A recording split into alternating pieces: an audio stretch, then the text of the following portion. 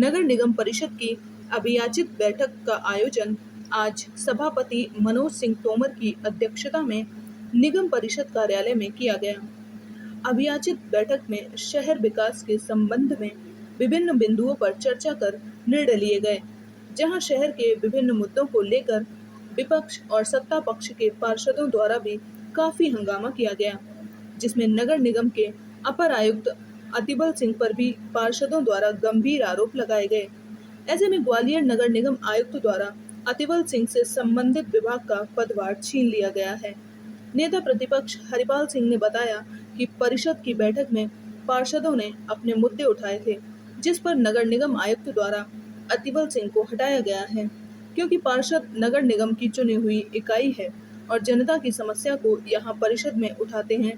निगम अधिकारियों को अधिकार है कि वह अपने अधीनस्थ अधिकारियों को हटा सकते हैं या ट्रांसफर कर सकते हैं, लेकिन पार्षदों की यही मंशा रहती है कि किस क्षेत्र में ज़्यादा से ज़्यादा विकास हो, उसी अनुरूप अधिकारियों की तैनाती की जाए।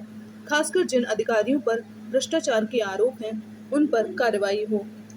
वहीं अपर आयुक्त अतिबल सिंह को उनके प्रभार के विभाग से हटाए जाने पर नगर निगम आयुक्त हर्ष सिंह ने कहा कि यह एक सामान्य प्रशासनिक प्रक्रिया है जो कि चलती रहती है। नगर निगम में कुछ एक नए इंजीनियर भी आए हैं, उनको भी उनके पद अनुरूप व्यवस्थित करना है।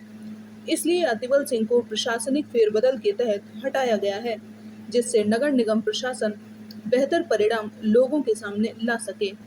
सर, अभी अतिबल सिंह जी को हटाया, आखिर क्या मामला था और फिर उनकी कहाँ से स्थापना की गई? देखिए, सामान्य प्रशासनिक प्रक्रिया के तहत हम लोग ये भी देखते हैं कि जैसे ट्रांसफ़र होता है लोगों का, और एक प्रशासकीय कार्य की दृष्टि से भी देखते हैं कि जो नए इंजीनियर हैं उनको भी हमें पोस्टिंग देनी है, तो सामान्य प्रक्रिया के तौर पर अभी हटाया है। एक स्ट्रीट लाइट की और हाई मास्ट की समस्या है, दिन में 24 घंटे जलती रहती हैं। उस पर निर्देश दिए हैं। स्ट्रीट लाइट की समस्या से आप सभी अवगत हैं, वो टेंडर हो गए स्मार्ट सिटी में, 20 तारीख को वो खुलने हैं। उसके बाद स्ट्रीट लाइट की समस्या शहर में सुधरेगी।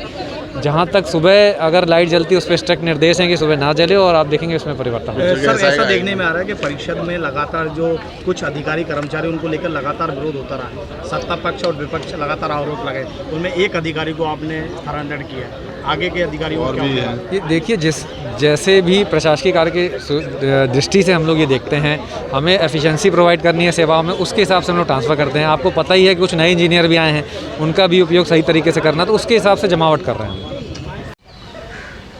देखो, ये अधिकारियों का प्रभार बदलना, उनको हटाना, उनको काम व्यवस्थित करना, ये निगम कमिश्नर का काम है, परिषद का काम है। कहीं अनियमितताएँ हो रही हैं, लीकेज हो रहे हैं, परिषद में हमारे जो साथी हैं उनको जानकारी मिलती है तो वो उनको उन चीज़ों से अवगत कराते हैं। अब कमिश्नर साहब ने अगर किसी अधिकारी को हटाया है अनियमितता के चलते, तो बहुत बधाई के पात्र हैं, और हमें लगता है कि ऐसे अधिकारी अगर इसी स्टाइल में काम करेंगे तो मैं समझता हूं कि ग्वालियर में 1 साल के अंदर बहुत बड़ा सुधार होगा। ऐसे कितने अधिकारियों ने सूची भी बताई थी कि 30 अधिकारियों की हमारे पास सूची है। देखो साहब, अली बाबा और 40 बंदे, बस मैं इतना ही कहूँगा। और पार्षदों को जानकारी अलग से नहीं मिलती, अधिकारियों का अपना एक ग्रुप है।